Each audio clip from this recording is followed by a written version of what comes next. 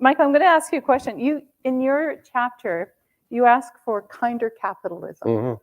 Can you maybe tell us a little bit about what you mean by that, and maybe how the pandemic has sort of got you to that thinking? Yeah, and when I was younger, we didn't talk about stakeholders. We talked about shareholders, maximizing profit, and all that. And what I've seen over the last number of years, it predates the pandemic, but then it really came to life, is that corporations have a bigger role than that, and it really is both altruistic, but also in your own self-interest to relate to all your stakeholders and be part of the community and give back.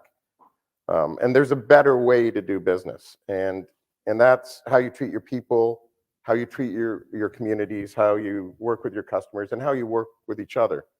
And I think what bothers me now, and I saw when, I hope we don't go back to a business as usual approach, because what I saw, especially in the first months of the pandemic, was the best behavior from capitalism that I had seen.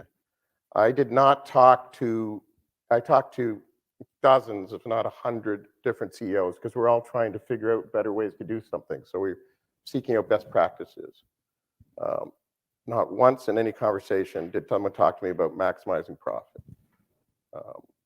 And what they were trying to seek out were better ways to work with their people, protect their customers, and give back to their country and be part of something bigger.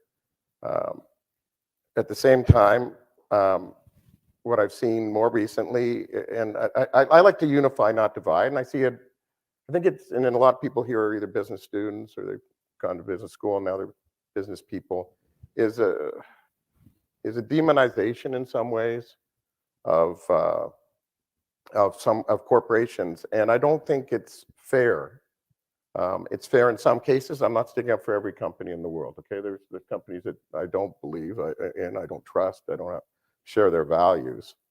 But what I saw in terms of in the pandemic and before and now is that I think companies have a role to play, and that they're doing the best they can. And to, I'll give you an example. Okay, I think we have the best banks and heads of our banks. We're blessed in this country.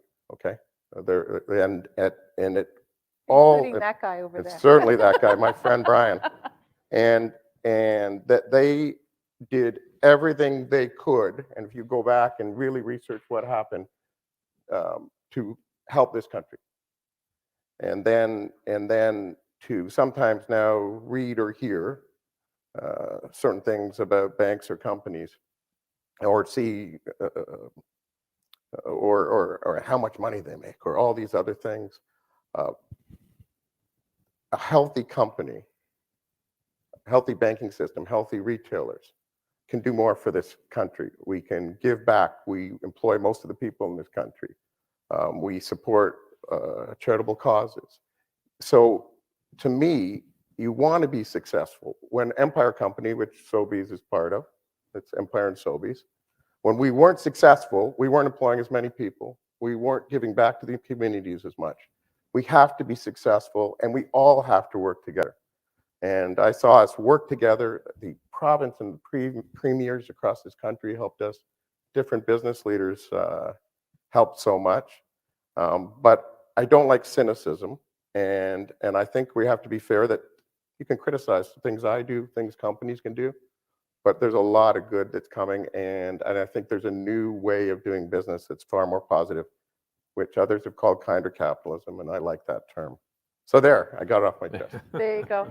I don't know how you feel about that, but no, it's I said the country works well in a crisis, and you could see that. And our role as a bank, we're 190 years old, so we're older than the country itself. So, and we take a lot of pride in that. But it's we view, and it's part of our culture, is that when there's times of stress, our role is to provide liquidity for our customers. You're a shock absorber, right?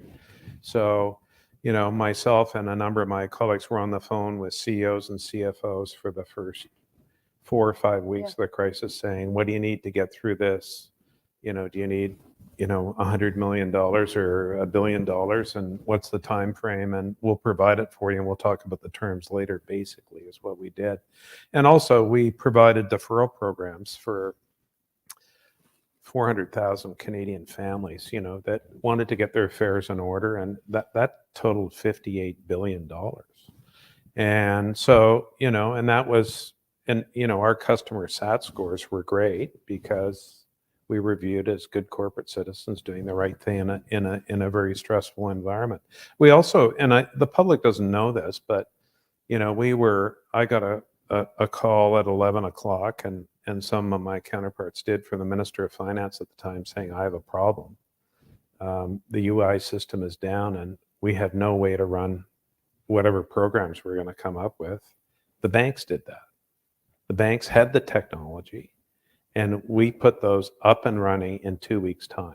And they were complicated. So SEBA, CERB, all the programs ran through the banks.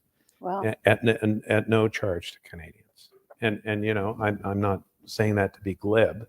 We were happy to do it, but there was a huge investment on our part. And so, billions of dollars was distributed in terms of to small businesses and Canadians that needed the relief, and we were happy to do that. Wow. You haven't seen that in the press, and that story will get fleshed out as time goes on. So look, we're happy to play that role because we take that role seriously. We're not just part of, to Michael's point, the economic fabric of the country. We're part of the social fabric of the country. Right. And we take that role very seriously. No, and I mean, if you look at the trust index, right? Yeah. It's actually interesting coming out of the pandemic. The businesses and corporations, the trust index is the highest. It's more than governments, more than NGOs, and more than media. And more than politicians. Yeah.